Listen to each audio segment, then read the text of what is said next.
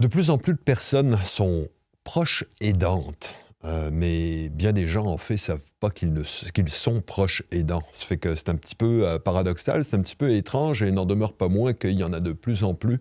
Et très souvent, ces gens-là s'épuisent à la tâche. Fait qu'il y a des services qui existent, et aujourd'hui, bien, je suis très content de recevoir Israël Le Gueddard, qui est responsable du soutien aux proches aidants pour l'appui qui appartient ou qui est relié en fait au Centre d'action bénévole Le Haut-Ban. Fait que tout d'abord, bienvenue parmi nous, Israël. Content Merci. de te recevoir. Oui. C'est ça, là je dis responsable du soutien aux proches aidants, l'appui, Centre d'action bénévole Le Haut-Ban. C'est grosso modo, là, c'est quoi? C'est une filiale? C'est un sous-groupe au Haut-Ban? Mais l'appui au départ, c'est une fondation et que aussi le gouvernement a mis un peu d'argent là-dedans. Puis ça sert à différents types de projets au niveau de la proche aidance partout au Québec. Et entre autres, ici à Gaspé, le projet a été présenté, il y a eu différents types de projets, puis le Centre d'action bénévole, le Haut-Ban, a vu dans un de ces projets-là, au niveau du répit, par exemple, une offre complémentaire à ce qu'il faisait déjà aux gens. Parce qu'on a beaucoup de bénéficiaires, que ce soit pour l'accompagnement de transport, en tout cas, vous connaissez un peu le Haut-Ban, tous les services qu'il peut l'offrir, même l'offre alimentaire.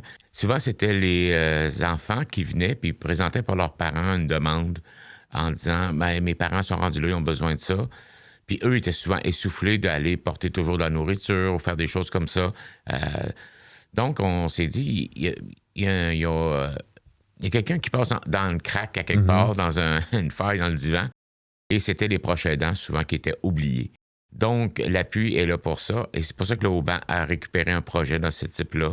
D'accord. Et que je suis apparu dans le décor. D'accord. Donc, le Haut-Ban, finalement, a récupéré sous son aile l'appui en tant que tel.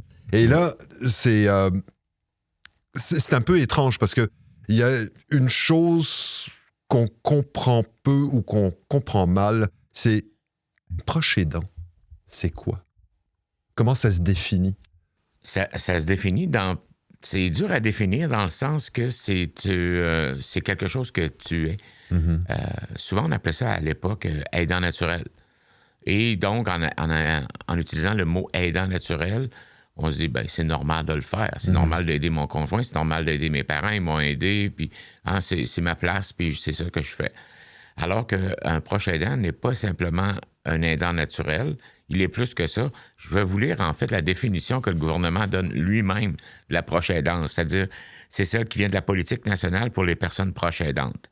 Une personne proche aidante désigne toute personne qui apporte un soutien à un ou à plusieurs membres de son entourage qui présente une incapacité temporaire ou permanente de nature physique, psychologique, psychosociale ou autre, peu importe leur âge ou leur milieu de vie, avec qui elle partage un lien affectif, familial ou non. Ou non. Donc, est-ce que c'est nécessairement quelqu'un qui... Est-ce que ça pourrait être un ami, une amie? Un ami. Aussi? Un voisin. Un voisin. Un voisinage, ça peut être quelqu'un qu'on connaît peu, mais on sait quelqu'un au bout de notre rue, par exemple, on sait que la personne a besoin d'aide, puis on va passer 1 heure par semaine à aller pelleter sa galerie gratuitement, parce qu'au niveau de la proche aidance, tout se fait, c'est quelque chose que tu fais. Il faut que ce soit quelque chose qui est non rémunéré et pour quelqu'un qui a besoin d'aide en général. Exactement. D'accord. Puis c'est quelqu'un qui ne peut pas le faire lui-même dû à une incapacité, qu'elle soit temporaire ou permanente. D'accord. Donc, ça peut être quelqu'un qui a une jambe dans le plâtre ou quelqu'un qui a 85 ans et plus, qui a des difficultés finalement à accomplir les tâches nécessaires au quotidien. Oui. Dans les grandes lignes. Oui, dans les grandes lignes. Et c'est pour ça qu'il y en a beaucoup de proches aidants au Québec. Et ça, justement, c'est beaucoup de proches aidants au Québec. À quel point? En 2022, ça, c'est les dernières statistiques à ce niveau-là, on parle d'environ 2 500 000 proches aidants qui dispensent d'1 heure à 2 minimum par semaine auprès d'une autre personne de manière gratuitement et de cœur. Et ça, est-ce que c'est un phénomène... là, j'imagine que c'est un phénomène en croissance. La population est vieillissante. Est-ce que c'est... Justement, est-ce que ça va en s'accroissant? Oui, de part que la population vieillit et de part que la population grandit, ça croît. Puis Puis je vous dirais aussi, c'est que le chiffre va augmenter un peu lorsqu'on réalise qu'on est proche aidant. Des fois, on dit « Non, moi, je suis pas proche aidant. Ce que je fais, c'est je donne juste un petit coup de main à mon voisin. » Mais en fin de compte, tu es un proche aidant à ce moment-là. Il y a plus de proches aidants que les statistiques vont le dire. Que les statistiques en tant que telles. À partir du moment où, je sais pas, c'est où on donne un coup de main à la voisine, par exemple. Alors, on sait qu'actuellement, il y a beaucoup de gravelle sur les terrains, là, puis il faut racler tout ça. Là. Fait que quand on donne un coup de main à la voisine, c'est qu'on lui donne 1 heure ou 2 par semaine ou pour ça. Ouais. Juste pour donner un coup de main, finalement, on est par définition proche aidant. Oui, par définition. Puis quand on le fait de cœur, d'une façon totalement volontaire et avec joie, là, je dirais. Là. Uh-huh. Si on fait ça en chialant... On n'est pas trop aidant, là. Non. D'accord. Mais n'en demeure pas moins que, donner un coup de main à la voisine, c'est une chose. Mais quand on se retrouve dans un contexte, justement, où on aide quelqu'un qui a des besoins, disons, plus lourds, que ce soit des personnes âgées ou encore des gens des jeunes qui ont des troubles divers. On se retrouve, parfois, il y a des gens, là, mais qui se donnent complètement, qui sont vraiment, mais totalement investis ou qui sont complètement appelés finalement ou accaparés par la tâche. Est-ce qu'il y a des différents types de problématiques justement qui existent pour les proches aidants? Je dirais énormément parce que tant qu'on ne se reconnaît pas, on ne va pas chercher de l'aide premièrement. Surtout lorsque ça devient beaucoup plus prenant, par exemple dans le cadre d'un conjoint, dans le cadre d'un enfant, dans le cadre d'un très proche parent dont on est souvent le seul aide que peut être. Par exemple, tu as un parent ici, puis tu es le seul enfant, les 3 autres enfants, par exemple, sont à l'extérieur. Ben, lui qui demeure plus proche, c'est lui qui va être le plus proche aidant. Ça va être celui qui va être la personne ressource, mais qui va mettre beaucoup plus de temps que versus les 2 ou 3 autres qui seraient à l'extérieur.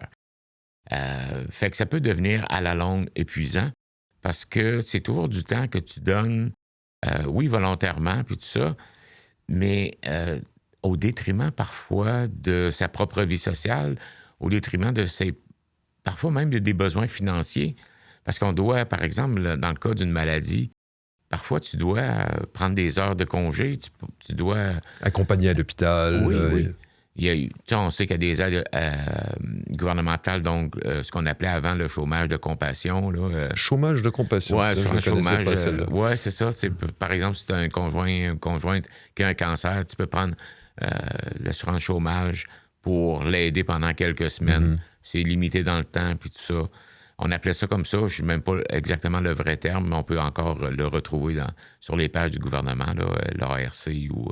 Et justement, il y a des gens qui sont complètement dévoués ou qui sont complètement accaparés par l'aide qu'ils doivent apporter à un ou une proche. Et justement, au niveau de l'aide aux aidants, qu'est-ce qui existe? Là, au niveau gouvernemental, il y a plusieurs programmes quand même qui existent. Oui. Je ne sais pas si tu voulais que j'aille plus vers le gouvernement ou encore on peut commencer par qu'est-ce qui se fait au niveau de l'appui et à Gaspé, comme nous, qu'est-ce qu'on peut offrir? Oui, c'est ça. En général, je pense qu'au niveau gouvernemental, je pense qu'il y a des aides financières ou des choses comme ça, des choses qui peuvent se déclarer, qui sont dans la déclaration d'impôt. Mais à Gaspé, en tant que tel, il y a effectivement le groupe auquel tu appartiens, donc, qui est l'appui. Qui relève, qui est sous, comme on le disait plus tôt, qui est sous l'aile du Centre d'action bénévole de Haut-Mont. L'appui, grosso modo, qu'est-ce que ça fait, ça? L'appui, ça permet aux proches aidants de reprendre leurs ressources, mais c'est aussi une mine d'informations.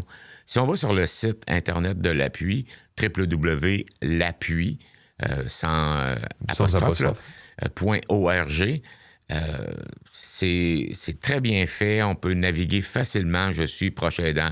J'ai des questions. On peut même parler en ligne à quelqu'un. On peut aussi l'appeler. Et ensuite, on a la liste des ressources qu'on peut avoir dans notre région. On rentre notre code postal. Il va tout sortir les organismes dans la région, du plus proche en s'éloignant.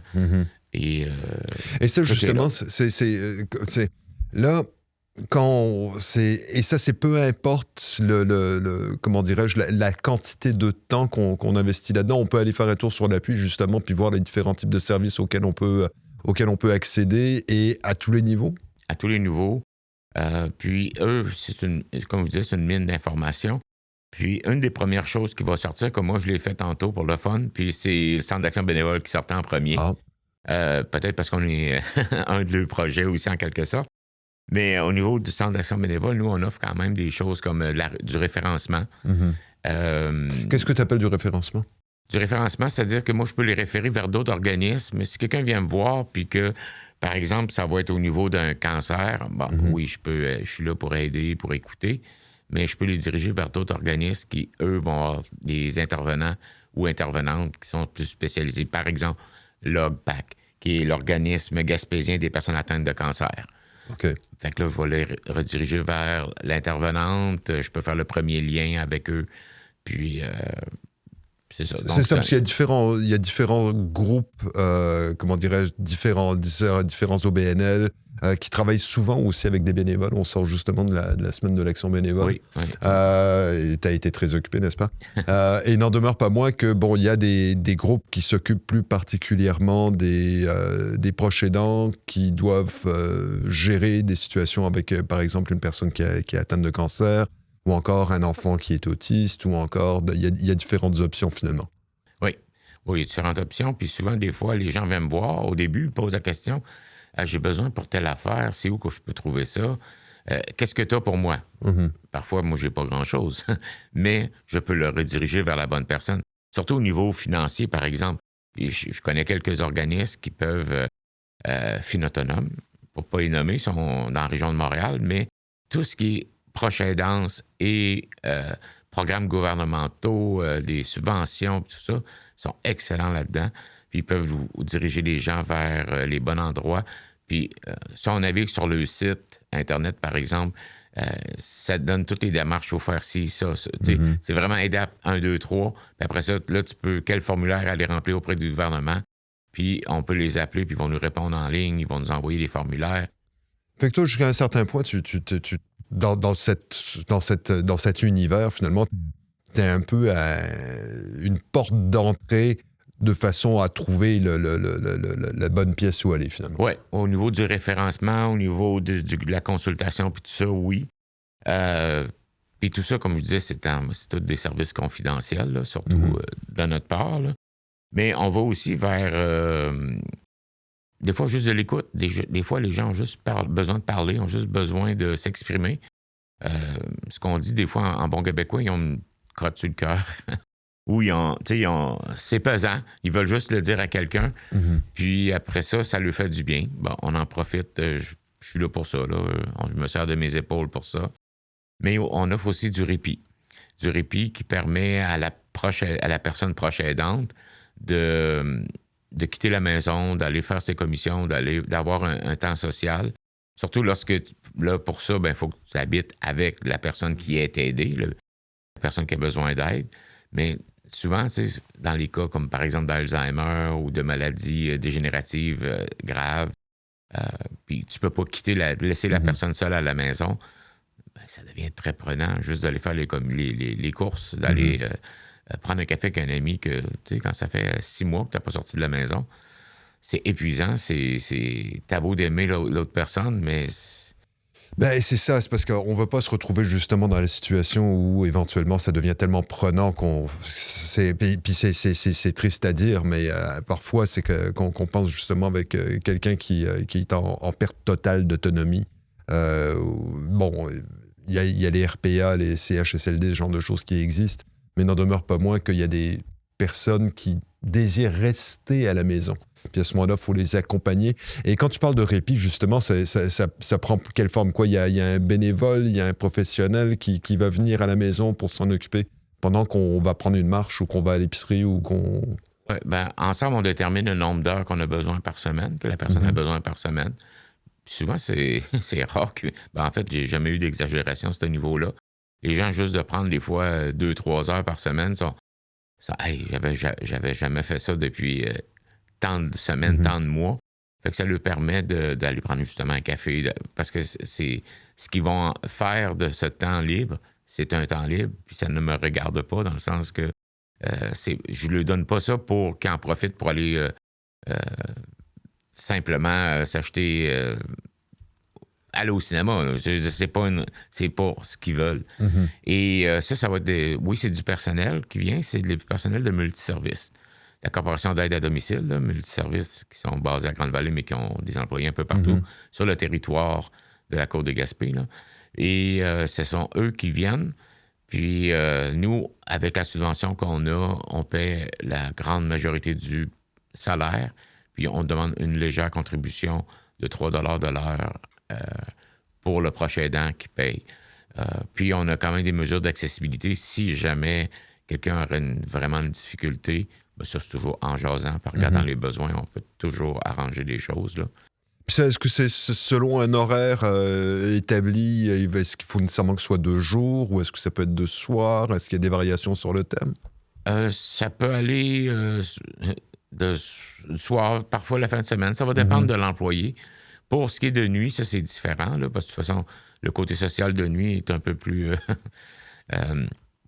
ça sera à eux à s'arranger avec l'employé, là, mais souvent, ça va être de jour, de soir.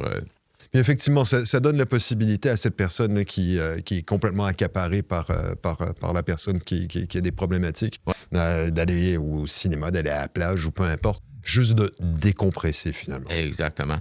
Puis la personne aidée aussi développe un lien avec la personne, le personnel de multiservice.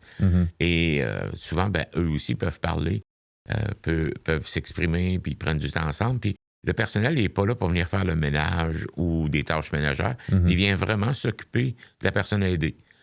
Peut faire des petites choses, par exemple, si tu as besoin d'ouvrir un pot de confiture pour... elle peut aider à ce niveau-là, mais c'est pas le but. Le but, c'est vraiment...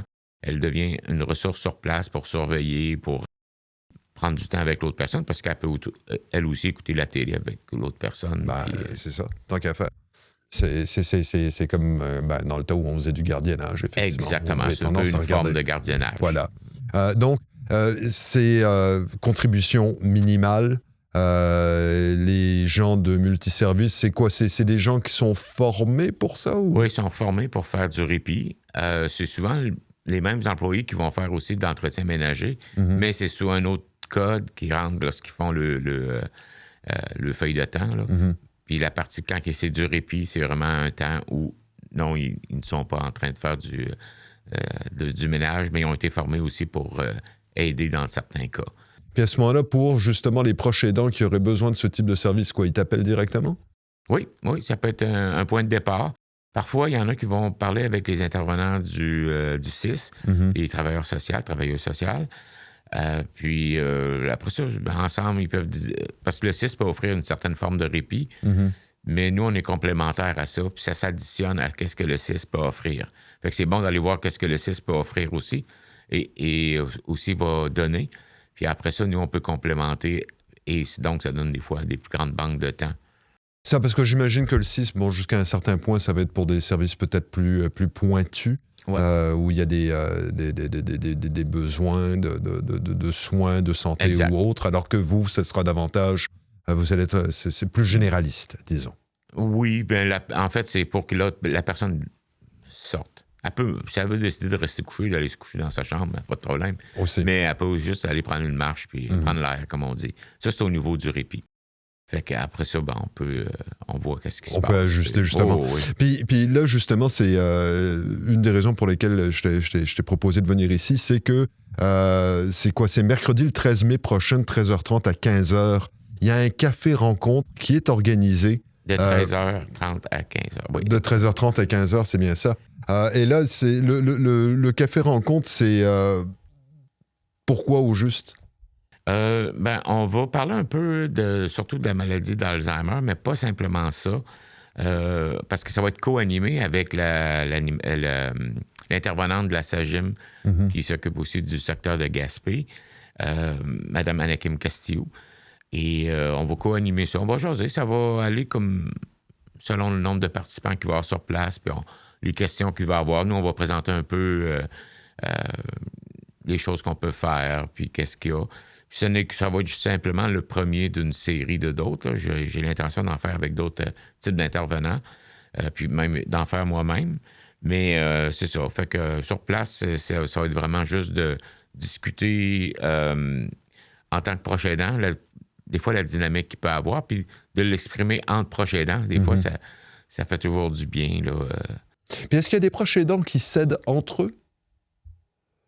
Du genre, si, je sais pas, il y a une personne qui a une problématique, est-ce que ces gens-là peuvent se rencontrer à l'occasion? Bien, suite à des cafés-rencontres, suite à des présentations que j'ai faites dans différentes situations, il y a des liens qui se créent. Ils vont jaser, puis oui, ton conjoint ou ta... Puis là, ça permet ces choses-là.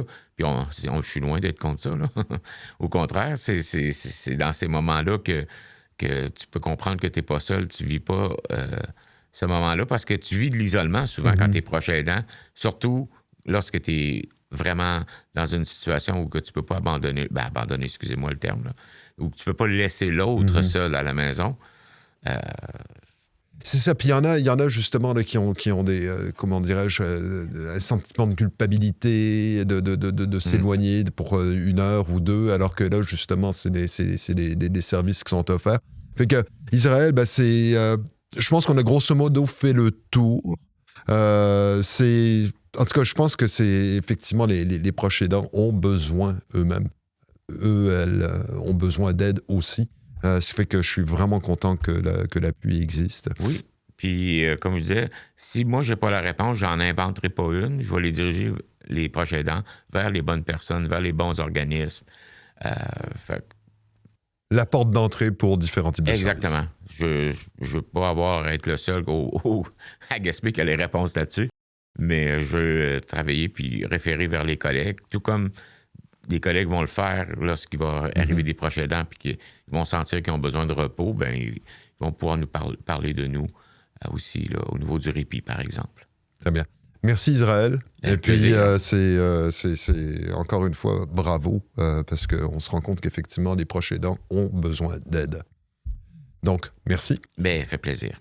Israël Le Guédard, donc responsable du soutien aux proches aidants pour l'appui, qui est un organisme affilié finalement au Centre d'action bénévole Le Haut-Ban. C'est pas très compliqué, vous êtes proche aidant.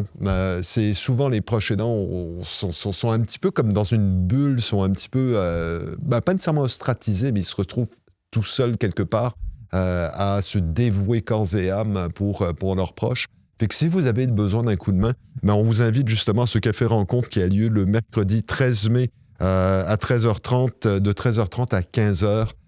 Toutes les informations sont disponibles sur le site web et sur Facebook, justement, au Centre d'action bénévole Le Haut-Ban. On vous invite à aller faire un tour. Vous allez pouvoir rencontrer effectivement des gens qui pourront partager sur votre réalité, mais également des solutions.